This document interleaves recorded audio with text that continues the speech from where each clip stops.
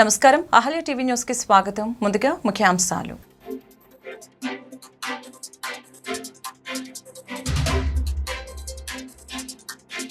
కొనసాగుతున్న AP assembly సమావేశాలు. ప్రత్యేక అవసరాలున్న పిల్లల గురించి ప్రశ్నించిన ఎమ్మెల్యే సుందరపు విజయ్ కుమార్. సమాధానమిచ్చిన విద్యాశాఖ మంత్రి నారా లోకేష్.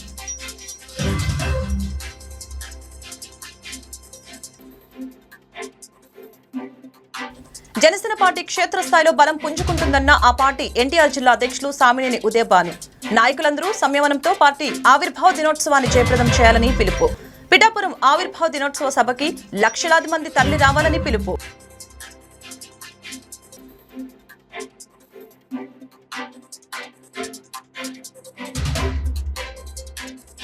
ఏపీలో ఆందోళన బాట పడుతున్న అంగన్వాడీల తరపున గలం వినిపించిన షర్మిల. అంగన్వాడీల డిమాండ్లు న్యాయబద్ధమైనవని స్పష్టీకరణ. వివిధ రకాల రుగ్మతలకి గురై ప్రత్యేక ఏర్పాట్లు అవసరమైన పిల్లలు ఇంట్లో ఉన్నప్పుడు తల్లిదండ్రులు అనేక సమస్యలు ఎదుర్కొంటూ ఉంటారు. వారి అవసరాలని ఆసరగా తీసుకుని ప్రైవేట్ సంస్థలు కొన్ని 50,000 కూడా వసూలు చేస్తూ ఉన్నాయని ఏపీ రాష్ట్ర విద్యా ఐటీ శాఖల మంత్రి నారా లోకేష్ తెలిపారు. శాసనసభ ప్రశ్నోత్తరాల సమయంలో ఎలమంచిలి ఎమ్మెల్యే సుందరపు విజయ్ కుమార్ మాట్లాడుతూ స్పెషల్ నీడ్స్ పిల్లలకి టీచర్ అండ్ స్టూడెంట్ రేషియోను మెయింటైన్ చేయాలని తెలియజేశారు. వారి కాళ్లపై వాళ్లను నిలబెట్టడానికి అవసరం ఏర్పడుతుందని అన్నారు. అందుకు మంత్రి లోకేష్ సమాధానమిచ్చారు.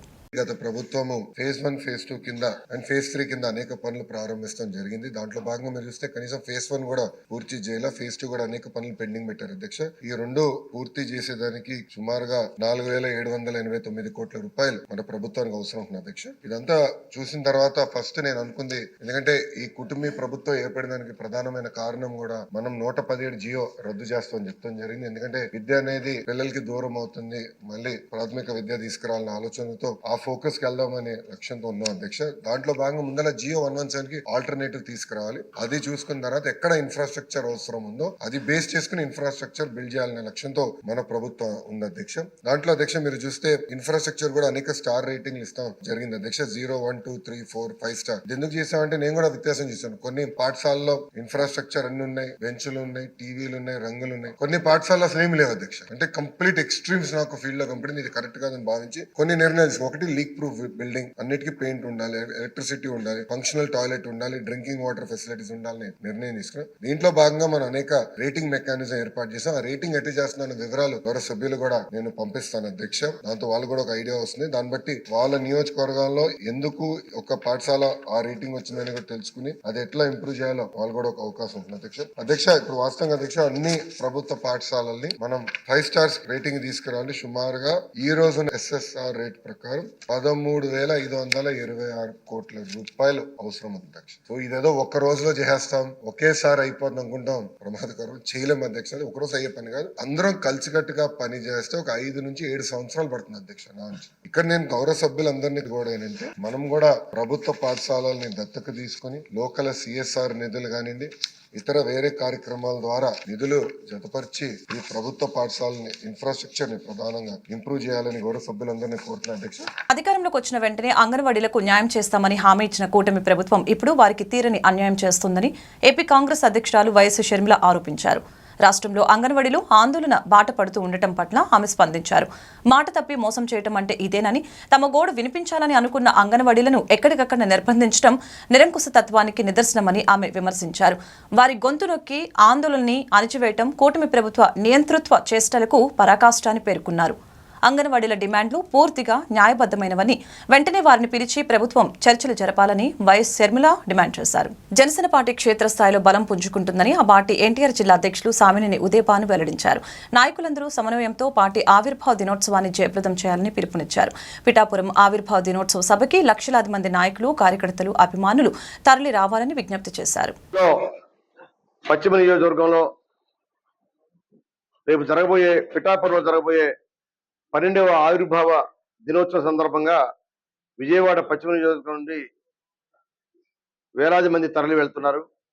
ముఖ్యంగా ఈరోజు ఆటో కార్మికులు మేము సైతం అని చెప్పి చాలా మంది ఆటో కార్మికులు విజయవాడ నగరంలో వెస్ట్ కాన్స్టిట్యూన్సీకి సంబంధించిన వారు తప్పకుండా మేమంతా కూడా సంఘీభావాన్ని తెలియజేస్తున్నాం. రేపు జరగబోయే ఆవిర్భావ సభకి మేమంతా తరలి వస్తామని చెప్పి వారు ఒక పోస్టర్లను కూడా రిలీజ్ చేయమని అడిగారు. మరి ఈ సందర్భంగా పోస్టర్ కూడా రిలీజ్ చేసి ఆటోలకి అంటించడం జరిగింది.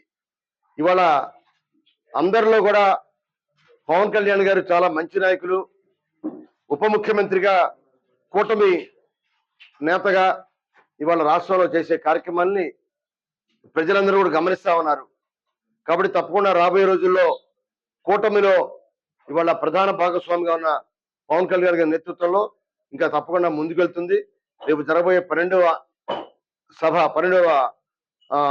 మన ప్లేనరీ కార్యక్రమానికి కూడా మరి ఇవాళ లక్షలాది మంది ప్రజలందరూ కూడా తరలి రావడానికి సిద్ధంగా ఉన్నారు. ముఖ్యంగా ఆ సభకి ఇవాళ రాష్ట్రంలో ఉన్న అన్ని జిల్లాల నుంచి కూడా, అటు రాయలసీమ నుంచి కానీ, కోస్తాంధ్ర నుంచి కానీ, అన్ని చోట్ల నుంచి కూడా తప్పకుండా మేము వస్తాం అని చెప్పి తెలియజేస్తున్నాం. చాలా సంతోషంగా ఉంది.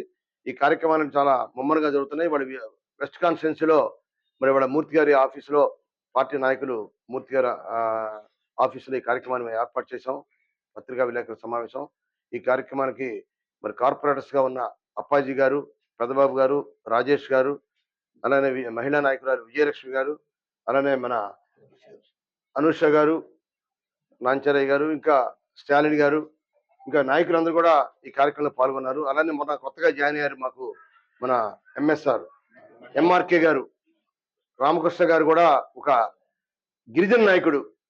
ఇవాళ ఒక గిరిజన నాయకుడు వైఎస్ఆర్ పార్టీకి రిజైన్ చేసి ఇవాళ జనసేన పార్టీలో చేరినందుకు వారికి కూడా మేము ప్రత్యేక స్వాగతిస్తున్నాం.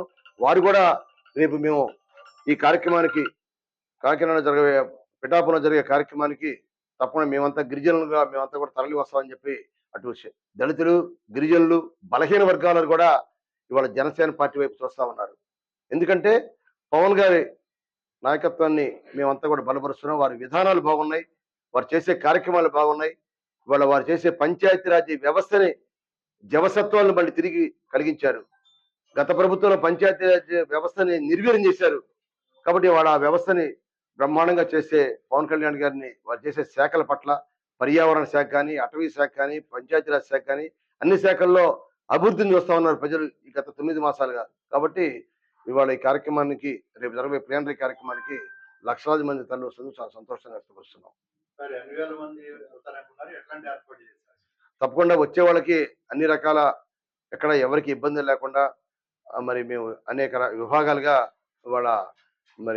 వాళ్ళకి ప్రత్యేకంగా ఒక కమిటీలు కూడా వేసాం. సుమారుగా 20 కమిటీలు వేసాం. మన ఫుడ్ కమిటీస్ కానీ, కన్వీనియన్స్ కమిటీ కానీ, లాజిస్టిక్ కమిటీ కానీ, అకామిడేషన్ కమిటీస్ కానీ, ఇవన్నీ కూడా కమిటీలు వేసి ఎక్కడ ఎవరికి ఇబ్బంది లేకుండా తప్పకుండా మంచి ఏర్పాటు చేస్తా ఉన్నాం.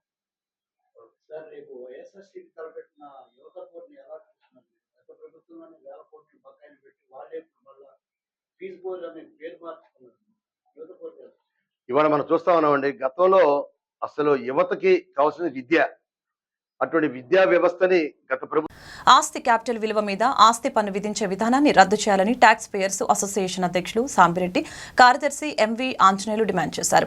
నగరంలోని పన్ను చెల్లింపుదారుల సంఘం కార్యాలయం నందు నిర్వహించిన మీడియా సమావేశంలో వారు మాట్లాడారు. ట్యాక్స్ పేయర్స్ అసోసియేషన్ ఒక మెమొరండాన్ని రాష్ట్ర ముఖ్యమంత్రికి, మున్సిపల్ శాఖ మంత్రికి ఈమెయిల్ ద్వారా పంపిందని చెప్పారు. క్యాపిటల్ విలువ మీద ఆస్తి పన్ను విధించడం కోసం గత ప్రభుత్వం చేసిన మున్సిపల్ సవరణ చట్టం 44/2020ని ప్రస్తుత అసెంబ్లీ సమావేశాల్లోనే రద్దు చేయాలని ఈ మెమొరండం ద్వారా రాష్ట్ర ప్రభుత్వాన్ని డిమాండ్ చేస్తున్నట్లు తెలిపారు. ఏప్రిల్లోపు రద్దు చేయడం సాధ్యం కాకపోతే ఏప్రిల్లో పెంచే 15% ఆస్తి పన్ను పెంపుదలని తక్షణమే నిలిపివేయాలని, సదరు సవరణ చట్టం 44/2020ని రద్దు చేస్తూ ఆర్డినెన్స్ జారీ చేయాలని డిమాండ్ చేశారు. గత ప్రభుత్వ కాలంలో ఆస్తి పన్ను లెక్కించేటువంటి విధానాన్ని అద్దె విలువ మీద నుంచి ఆస్తి క్యాపిటల్ విలువ మీదకి మారుస్తూ వాళ్ళకు మున్సిపల్ చట్ట సవరణ అనేటువంటి చేశారు. 44/2020 అనేటువంటి చట్ట సవరణ వాళ్ళు చేశారు, 2020లో చేశారు. అప్పటి నుంచి క్యాపిటల్ విలువ మీద ఆస్తి పన్ను విధించడం అనేది జరుగుతూ వస్తుంది. దాన్ని ఆ రోజున ట్యాక్స్ పేయర్స్ అసోసియేషన్గా మేము వ్యతిరేకించాం. అలాగే రాష్ట్రంలో ఉన్నటువంటి ప్రజానీకం కూడా వ్యతిరేకించారు. అయితే రాష్ట్రంలో ఉన్న ప్రజానీకం వ్యతిరేకించడమే కాదు, ఆ రోజున తెలుగుదేశం పార్టీ కూడా వ్యతిరేకించింది. మేము అధికారంలోకి వస్తే సమీక్షిస్తాము అని చెప్పారు. మరి ఈ రోజున అధికారంలోకి వచ్చారు. సరే, గత ఏప్రిల్లో పెరుగుతుంది, ప్రతి ఏప్రిల్కి 15% చొప్పున పెరుగుతూ వస్తుంది. కాబట్టి గత ఏప్రిల్లో పెరుగుతుందంటే అప్పటికి వాళ్ళు అధికారంలో లేరు. జూన్ 12న వాళ్ళ ప్రమాణ స్వీకారం చేశారు కాబట్టి అర్థం చేసుకోవచ్చు. ఇప్పుడు రేపు మళ్ళీ ఏప్రిల్ వస్తూ ఉంది, మళ్ళీ 15% చొప్పున మళ్ళీ పెరుగుతుంది. మరి దీన్ని రాష్ట్ర ప్రభుత్వం రద్దు చేయాల్సినటువంటి అవసరం ఉంది. అసలు ఈ చట్టాన్ని రద్దు చేయాలి. ఈ చట్టాన్ని రద్దు చేస్తే తప్ప అది పోదు. మరి ప్రతిరోజు అసెంబ్లీలోనూ లేకపోతే బయట మీటింగుల్లోనూ గత ప్రభుత్వం తప్పు చేసింది అని చెప్పని చెప్పడం కాదు. గత ప్రభుత్వం చేసినటువంటి తప్పును సరిదిద్దాల్సినటువంటి బాధ్యత వీళ్ళ మీద ఉంది. అది సరిదిద్దాలి అని చెప్పండి, ఈ చట్టాన్ని రద్దు చేయాలి. అందుకని చెప్పని మొన్న మేము రాష్ట్ర ముఖ్యమంత్రి గారికి, మున్సిపల్ శాఖ మంత్రి గారికి ఒక మెమరాండం కూడా మెయిల్ ద్వారా పంపించాము. మీరు తక్షణమే దీన్ని రద్దు చేయండి, ఇది ప్రజలకు ఇబ్బందిగా మారింది. ఇప్పటికే అది విధించిన నాటి నుంచి ఈ రోజుకి వచ్చేటప్పటికి డబల్ అయింది, ఆస్తి పన్ను డబల్ అయింది. 15% చొప్పున పెంచితేనే డబల్ అయింది. ఈ మధ్యలో ఎవరైనా ఇంటిని ఒక ఫ్లోర్ కడితేనో లేకపోతే ఇంకొకరి పేరు మీద అమ్మకాలు జరిగితేనో వాళ్ళు ఆ రోజు ఉన్నటువంటి క్యాపిటల్ వాల్యూ మీద వేస్తున్నారు. అంటే అబ్నార్మల్గా ప్రాపర్టీ ట్యాక్స్ అనేటువంటిది పెరిగిపోతూ ఉంది. కాబట్టి దీన్ని తక్షణమే రద్దు చేయాలి అని చెప్పని ట్యాక్స్ పేయర్స్ అసోసియేషన్గా మేము డిమాండ్ చేస్తూ ఉన్నాం. మేమే కాదు, రాష్ట్రంలో ప్రజానీకం యావత్తు కూడా ఈ రోజున డిమాండ్ చేస్తూ ఉన్నారు. చాలామంది మెమరాండాలు కూడా వాళ్ళకి పంపించారు. అందువల్ల రేపు ఒకవేళ ఏప్రిల్ లోపు ఇప్పుడు అసెంబ్లీ సమావేశాలు జరుగుతూ ఉన్నాయి, ఈ అసెంబ్లీ సమావేశాల్లో రద్దు చేయండి ఈ చట్టాన్ని. ఒకవేళ మీకు రద్దు చేయడం కుదరకపోతే ఇమీడియట్గా ఏప్రిల్ లోపు ఒక ఆర్డినెన్స్ జారీ చేయండి. ఆ తర్వాత వచ్చే సమావేశాల్లో దాన్ని రద్దు చేయొచ్చు. ఆర్డినెన్స్ జారీ చేస్తే ఇప్పుడు ఉన్నటువంటిది ఆగిపోతుంది. కాబట్టి తక్షణమే ఈ చట్టాన్ని రద్దు చేయడానికి సరైనటువంటి చర్యలు తీసుకోవాలని, ఆస్తి పన్ను పెరుగుదలను తక్షణమే నిలిపివేయాలి అని చెప్పని ట్యాక్స్ పేయర్స్ అసోసియేషన్గా మేము డిమాండ్ చేస్తాం. విశాఖ ఉక్కు ప్రైవేటీకరణను వ్యతిరేకిస్తూ ఈ నెల 14న నిరసన చేపడుతున్నట్లు ఆల్ ట్రేడ్ యూనియన్స్ నాయకులు వెల్లడించారు. బ్రాడీపేటలోని సిఐటియు కార్యాలయంలో మంగళవారం యూనియన్ నాయకులు హనుమంతరావు మాట్లాడారు. ఎన్నికల సమయంలో ప్రభుత్వం ఇచ్చిన హామీలకు అనుగుణంగా విశాఖ ఉక్కుని పరిరక్షించాలని చెప్పారు. ఈ నెల 14వ తారీఖున రాష్ట్ర వ్యాప్తంగా విశాఖ స్టీల్ ప్లాంట్ ప్రైవేటీకరణకు వ్యతిరేకంగా నిరసన తెలియజేస్తూ ఉన్నాం. అయితే ఎన్డీఏ ప్రభుత్వం, కూటమి ప్రభుత్వం ఎలక్షన్ ముందు ఎలక్షన్ హామీలో భాగంగా విశాఖ స్టీల్ ప్లాంట్ని పరిరక్షిస్తాము, విశాఖ స్టీల్ ప్లాంట్ ప్రైవేటీకరణ కాకుండా కాపాడుతాము అని చెప్పేసి ఆ రోజు హామీ ఇచ్చి ఇప్పటికీ సుమారు 9 నెలలు అయినా కూడా కేంద్ర ప్రభుత్వం, రాష్ట్ర ప్రభుత్వం కలిపి ఈ రాష్ట్ర ప్రజలని, అక్కడ ఉద్యోగ సంఘాలని మరోసారి మోసం చేయడం క్లియర్గా అర్థమవుతూ ఉంది. విశాఖ స్టీల్ ప్లాంట్ పోరాటం సుమారు 1600 రోజులు గడుస్తున్నా కూడా కంటి తుడుపుగా గత బడ్జెట్లో 11,440 రూపాయలు 440 కోట్లు కేటాయించారు. కానీ విశాఖ స్టీల్ ప్లాంటు 39,000 కోట్ల నష్టాల్లో ఉంది. కానీ చాలకుండా ప్రకటించారు ఆ రోజు. దానికి కూటమి ప్రభుత్వం కేంద్ర ప్రభుత్వాన్ని ఉవ్వెత్తున ఏదో ఈ రాష్ట్రాన్ని సాధించినట్టు, ఘన విజయం సాధించినట్టు ఊరక ముంచేసి అభినందన తెలియజేశారు. కానీ గత నెలలో కాంట్రాక్ట్ కార్మికులు సుమారు 13,000 మంది ఉంటే అక్కడ ఒప్పందం సుమారు 4 దశల్లో మొత్తాన్ని తీసేయడం రంగం సిద్ధం చేసి గత నెలలో 900 మంది కాంట్రాక్టు కార్మికుల్ని తీసేశారు. ఇవాళ విశాఖ స్టీల్ ప్లాంట్ పరిరక్షణ సమితి ఆధ్వర్యంలో అక్కడ పోరాటం మళ్ళీ మొదలుపెట్టారు. కాంట్రాక్ట్ కార్మికులు కూడా రెగ్యులర్ ఉద్యోగులకి గత 2 నెలల క్రితం వీఆర్ఎస్ కింద 1250 కోట్ల రూపాయలు ప్రకటించి ఒక పక్క వాళ్ళు కూడా తీసేస్తూ ఉన్నారు. అంటే దీని అర్థం కూటమి ప్రభుత్వం ఎలక్షన్ హామీలో ఇచ్చిన మాట నిలబెట్టుకున్నారా లేదా? జాతీయ ట్రేడులన్నీ కలిపి ఏదైతే కూటమి ప్రభుత్వం హామీ ఇచ్చిందో హామీ నిలబెట్టుకోవాలని చెప్పేసి డిమాండ్ చేస్తూ ఉన్నాం. ఇది క్లియర్గా అర్థమవుతూ ఉంది. ప్రైవేటీకరణ దిశగా కేంద్ర రాష్ట్ర ప్రభుత్వాలు పయనిస్తూ ఉన్నాయి. సరైనది కాదు. దానికోసం ఎంతోమంది త్యాగాలు చేసి 32 మంది విద్యార్థులు బలిదానాలు చేసి 51 మంది శాసనసభ్యులు పార్లమెంటు సభ్యులు అందరూ రాజీనామా చేసి ఆ రోజు విశాఖ ఉక్కు ఆంధ్ర హక్కును సాధించుకున్న స్టీల్ ప్లాంట్ని ఇవాళ నాటకాలు ఆడి కంటిన్యూ తూర్పుగా చెప్పి మేము కాపాడుతున్న పేపర్ ప్రకటనలకి, టీవీలకి మాత్రం విశాఖ స్టీల్ ప్లాంట్ ప్రైవేటీకరణ కాదు మాదని చెబుతున్నారు. కానీ సాపు కింద నీరులాగా ప్రైవేటీకరణ చేస్తాను సరైనది కాదు. దానికోసమే 14వ తారీఖున భారీ ఎత్తున రాష్ట్ర వ్యాప్తంగా అన్ని జిల్లా కేంద్రాలలో ప్రైవేటీకరణ ఆపాలి, విశాఖ స్టీల్ ప్లాంట్ని శైలిలో కలపాలి, పూర్తిగా ప్రభుత్వం నడపాలని చెప్పేసి డిమాండ్ చేస్తూ రేపు నిరసన కార్యక్రమం తెలియజేస్తాను. దానికి అందరూ సంఘీభావం తెలిసి జయపం చేయాల్సిందిగా మీ ద్వారా మనం చేస్తాము. ఈ రోజు ది ఆంధ్రప్రదేశ్ రాష్ట్ర municipal engineering and sanitation workers trade union రాష్ట్ర అధ్యక్షులు ఈదులమూడి మధుబాబు ఆధ్వర్యంలో నగరపాలక సంస్థకు చెందిన గాంధీ పార్కులో వర్కౌట్ సోర్సింగ్ పద్ధతిపై విధులు నిర్వహించిన 13 మంది సెక్యూరిటీ గార్డ్స్ అరండల్పేటలోని కార్మిక శాఖ కార్యాలయంలో assistant labour commissioner Sheikh Subhani గారిని కలిసి ఫిర్యాదు చేయడం జరిగింది. ఈ సందర్భంగా మధుబాబు మాట్లాడారు. గాంధీ పార్కులో 2023 డిసెంబర్ నుంచి నగరపాలక సంస్థ వారు సేవా సుప్రీం అనే ఏజెన్సీ ద్వారా వర్క్ అవుట్ సోర్సింగ్ పద్ధతిపై 13 మంది సెక్యూరిటీ గార్డ్స్ గా విధులు నిర్వహించటకు నియమించుకోవడం జరిగిందని తెలిపారు. అయితే నగరపాలక సంస్థ ఒక్కొక్కరు సెక్యూరిటీ గార్డుకి నెలకి 14,337 రూపాయలు నెలకి వేతనంగా నిర్ణయించడం జరిగింది. అందులోనే పీఎఫ్, ఈఎస్ఐ మరియు యూనిఫామ్ సదుపాయాలు కల్పించవలసిందిగా ఆ ఏజెన్సీ వారికి షరతులతో ఆ పనిని అప్పగించడం జరిగింది. అయితే ఏజెన్సీ వారు ఈ 13 మంది సెక్యూరిటీ గార్డులకు అరాకొరగా జీతాలు ఇస్తూ ఇప్పటివరకు పీఎఫ్, ఈఎస్ఐ సదుపాయాలను కల్పించకుండా వారి శ్రమను దోచుకుంటున్నారని ఫిర్యాదులో పేర్కొన్నారు. కార్యక్రమంలో యూనియన్ నగరపాలక సంస్థ కమిటీ సభ్యులైన general secretary Rayapudi Kotibabu, treasurer Nagipogu Suman, working president Gali Yesubabu, security guards పాల్గొన్నారు. కూటమి ప్రభుత్వం నిరుపేదలకు ఇచ్చిన హామీలను అమలు చేయడంలో పూర్తిగా విఫలమైందని సిపిఐ గుంటూరు జిల్లా కార్యదర్శి జంగాల అజయ్ కుమార్ ధ్వజమెత్తారు.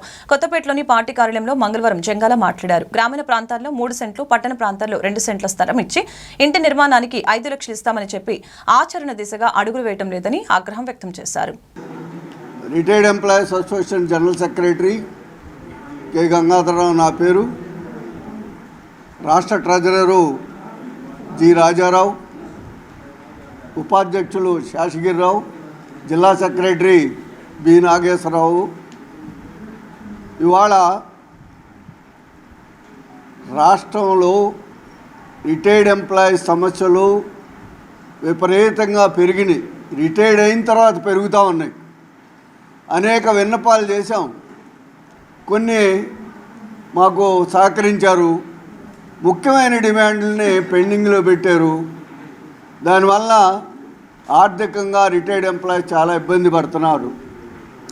ప్రధానంగా 1/1/20 నుంచి 24 వరకు రిటైర్డ్ అయిన వాళ్ళు లీవ్ ఎన్కాష్మెంట్ డబ్బులు రావాలి. ఆ లీవ్ ఎన్కాష్మెంట్ డబ్బులు అడుగుతుంటే గవర్నమెంట్ ఫండ్స్ పంపలేదు అంటారు. ఆ గవర్నమెంట్కి లెటర్ రాసినా కూడా వాళ్ళు పంపట్లేదనేది వాళ్ళు చెప్తున్నటువంటి అధికారులు చెబుతున్నటువంటి అంశం. గవర్నమెంట్ పంపాలి, మరి ఎందుకు పంపటలేదు? రెండోది, 1996 నుంచి 2014 వరకు హైర్ పెన్షన్ కోసమై మా దగ్గర డబ్బులు వసూలు చేసింది యాజమాన్యం. హైర్ పెన్షను అర్హత లేదండి. పెన్షన్కి మేము అప్లికేషన్ పెడితే మీకు అర్హత లేదండి. పెన్షన్కి అవసరమై డబ్బులు కట్ చేసి హైర్ ఆప్షన్కి మాకు అర్హత లేదని ఇప్పటివరకు ఆ డబ్బులు ఇవ్వలేదు. 10 ఏళ్ళు అయిపోయింది. 10 ఏళ్ళ నుంచి వాళ్ళ దగ్గరే పెట్టుకొని అట్లాగే కొనసాగిస్తూ ఉన్నారు. ఇంకొక అంశం, హెచ్ఈఎస్ హాస్పిటల్ అనేది పెట్టారు. దాంట్లో మీరు కూడా చేరండి అని చేరమని చెప్పిన వాళ్ళు ఎక్కడ డబ్బులు కట్టాలి, ఎంత కట్టాలి ఇంతవరకు చెప్పలేదు. అందువల్ల అది ఎంత కట్టాలి, కట్టే డబ్బులు ఆర్టీసీ యూనిట్లలోనే మేము కడతామనేది చెప్తా ఉన్నాం. హైర్ పెన్షన్దారులు అనేక మందికి ఇప్పటివరకు డబ్బులు డీడీలు కట్టినా ఇప్పటివరకు కూడా వాళ్ళకి పెన్షన్ గ్రాంట్ కాలేదు. ఇంకోటి, హైర్ పెన్షన్ కోసం అప్లికేషన్ పెట్టిన వాళ్ళు మన కంప్యూటర్లోనో ఇంకో దాంట్లో డిజిటల్ దగ్గరకో వెళ్ళి చూసుకోవాలి అని చెప్పారు, మిస్ అయ్యారు. ఆ మిస్ అయిన వాళ్ళందరికీ కూడా మరొక అవకాశం ఇవ్వాలి అని అడుగుతూ ఉన్నాం. ఇంకొక అంశం ఏంటంటే, హైర్ పెన్షన్లో ఎగుడు దిగుడుగా ఉంది. ముందు పెట్టినోడుకి రావట్లేదు, వెనకాల పెట్టినోడికి వస్తుంది, వాడికి వచ్చి వీడికి రావట్లేదు. అట్లాగే హైర్ పెన్షన్ గ్రాంట్ చేసిన వాటిలో 5 లక్షలు కట్టించుకొని తిరిగి ఇచ్చేటప్పుడు 3 లక్షలు 2 లక్షలు ఇస్తూ ఉన్నారు. రాష్ట్రంలో ఆర్టీసీ విశ్రాంతి ఉద్యోగుల సమస్యల్ని నానాటికి అధికమవుతున్నాయి. ఆర్టీసీ విశ్రాంతి ఉద్యోగుల సంఘం రాష్ట్ర ప్రధాన కార్యదర్శి గంగాధర్ ఆవేదన వ్యక్తం చేశారు. పాత గుంటూరు సిఐటియు కార్యాలయంలో మంగళవారం విశ్రాంత ఉద్యోగుల సమావేశం జరిగింది. రిటైర్మెంట్ అయినా ఇప్పటికీ కొందరికి ఎన్కాష్మెంట్ సొమ్ము రాలేదని అన్నారు. ఈ నేపథ్యంలోనే ఈ నెల 27న చలో విజయవాడ కార్యక్రమాన్ని నిర్వహిస్తున్నామని చెప్పారు. ప్రభుత్వంలో సుక్కల భూములను కొంత మార్పు చేశామని చెప్పారు. గ్రామాల్లో వెనుగండలో గతం 100 సంవత్సరాల నుంచి నివాసం ఉంటున్నారు. దానికోసం అనేక సార్లు రెవెన్యూ మంత్రిని కూడా కలిసాము. కలెక్టర్ గారిని, ఆర్టీఓ గారి 2017 నుంచి వాళ్ళ దృష్టిలో ఎన్నిసార్లు తీసుకెళ్ళాం. ఆడ 25 ఎకరాల 6 సెంటు 600 కుటుంబాలకు రిజిస్ట్రేషన్లు ఆపేశారు 2004 నుంచి. ఆ తర్వాత పెదకాకన ప్రాంతంలో 250 ఎకరాలు బ్రిటిష్ వారి టైం నుంచి ఇచ్చిన మాగాణి భూములు, గోళ్ళమూడి, అటు నంబూరు, ఉప్పలపాడు ప్రాంతంలో కూడా ఈ రిజిస్ట్రేషన్లు ఆపేశారు. దాంతో భాగంగా నిన్న మా జిల్లా సెక్రటరీ గారు, కలెక్టర్ గారు నివారణం ఇచ్చారు. చలపాడు, అట్లా చేకూరు, చమలమూడి, అట్లాంటిది రాష్ట్ర జిల్లాలో అనేక ప్రాంతాల్లో కూడా గతంలో 2005 వరకు రిజిస్ట్రేషన్ అయిన భూములు రిజిస్ట్రేషన్ నిల్వ చేయటం వల్ల ఇప్పుడు అనేక రకాల గ్రామాలు పెద్ద ఆందోళన. ఎందుకు ఆపింది కూడా ఈ ప్రభుత్వం, ఆ ప్రభుత్వం చెప్పట్లా, ఈ ప్రభుత్వం చెప్పట్లా. ఇప్పుడు కూటమి ప్రభుత్వం ఏదో మళ్ళీ కొంత సవరణ చేస్తామన్నారు. తక్షణమే చేయకపోతే మరి కమ్యూనిస్ట్ పార్టీ, ఆంధ్రప్రదేశ్ రైతు సంఘం ఈ సుక్కల భూముల మీద కూడా పూర్తిగా పోరాటం చేసి దాన్ని పూర్తిగా రిజిస్ట్రేషన్ కొనసాగడానికి ప్రయత్నం చేస్తాయి. దాంతో భాగంగా ఈ రాష్ట్ర గత 5 సంవత్సరాలు కూడా ఇరిగేషన్ మీద ₹1 ఖర్చు పెట్టాల జగన్మోహన్ రెడ్డి.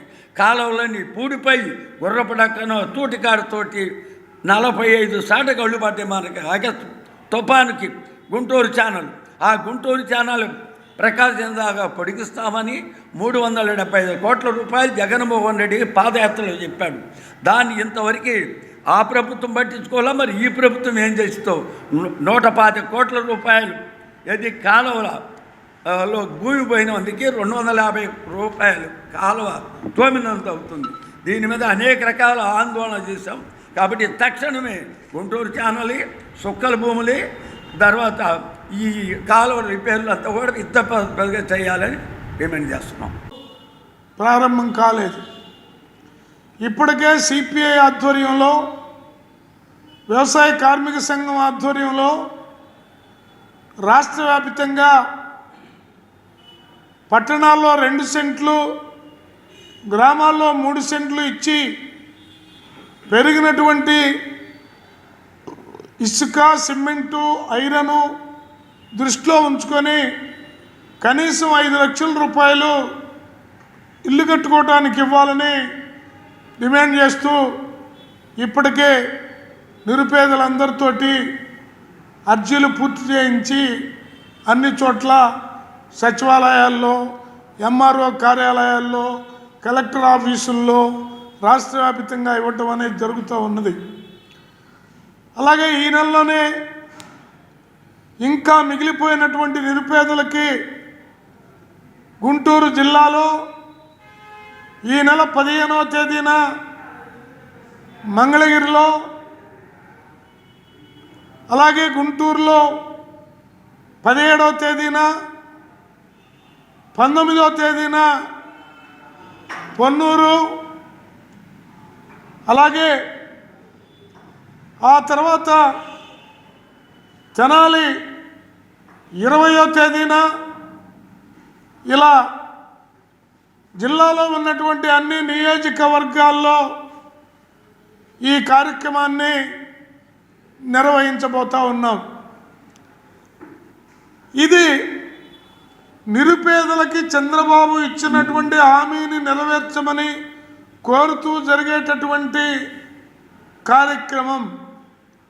ప్రభుత్వం అన్నిటికంటే ఫస్ట్ ప్రయారిటీగా దీన్ని తీసుకొని పట్టణాల్లో 2 సెంట్లు, గ్రామాల్లో 3 సెంట్లు ఇవ్వాలని కోరుతూ ఈ పోరాటం ఈ నెలాఖరు వరకు కూడా నిర్వహించబోతా ఉన్నాం. అలాగే దేశంలో నరేంద్ర మోడీ అధికారంలోకి వచ్చిన తర్వాత దేశవ్యాప్తంగా ఆర్థిక భద్రత లేదు. వార్తలు ముగించే ముందు ముఖ్యాంశాలు మరొకసారి.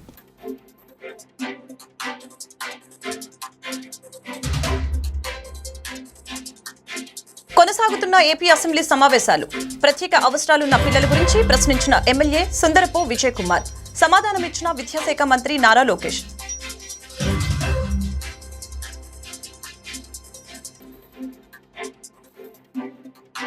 జనసేన పార్టీ క్షేత్రస్థాయిలో బలం పుంజుకుంటుందన్న ఆ పార్టీ ఎన్టీఆర్ జిల్లా అధ్యక్షులు సామినేని ఉదయభాను. నాయకులందరూ సంయమనంతో పార్టీ ఆవిర్భావ దినోత్సవాన్ని జయప్రదం చేయాలని పిలుపు. పిఠాపురం ఆవిర్భావ దినోత్సవ సభకి లక్షలాది మంది తరలి రావాలని పిలుపు.